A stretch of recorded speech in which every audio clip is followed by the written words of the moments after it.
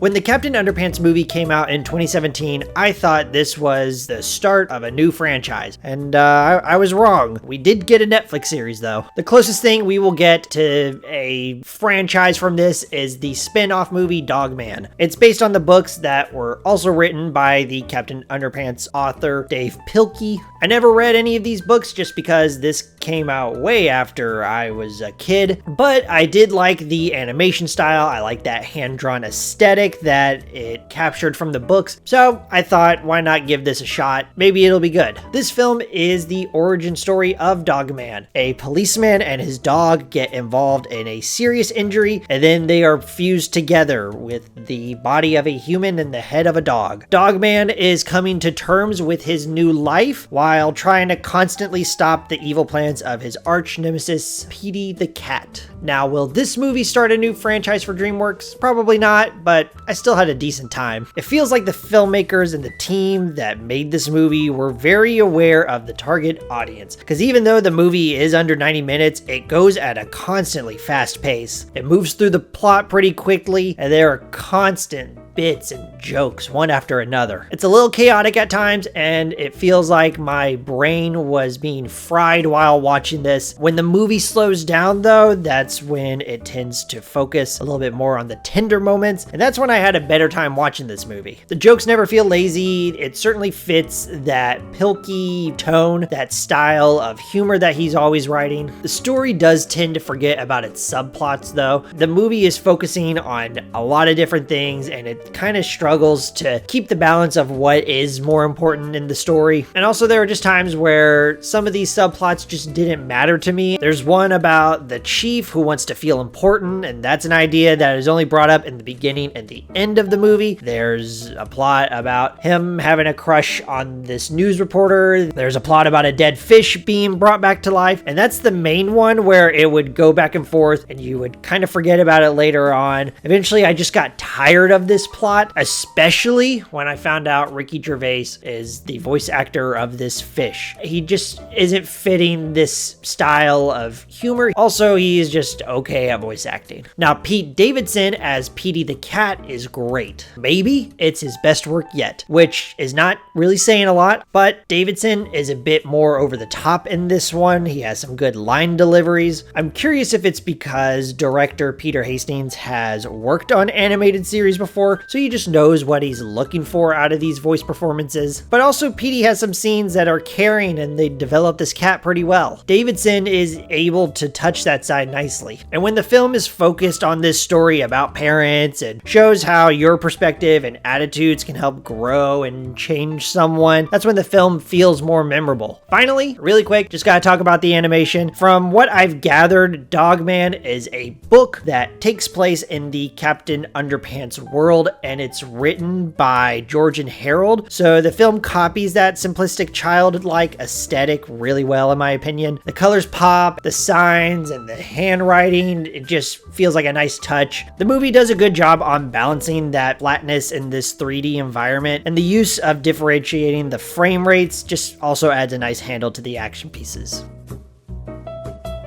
Dogman just feels a little all over the place at times. It's constantly throwing jokes at you while trying to move on to the next plot point very quickly, and because of that, it tends to forget about other subplots. It's in disarray at times, but I think there's enough energy to keep the kids entertained, which I'm sure is what some parents like to hear. I liked it more when the movie slowed down a bit and focused on aspects of parenting and perspectives. That's when the movie gets to develop its characters a bit more, even though some still aren't that interesting.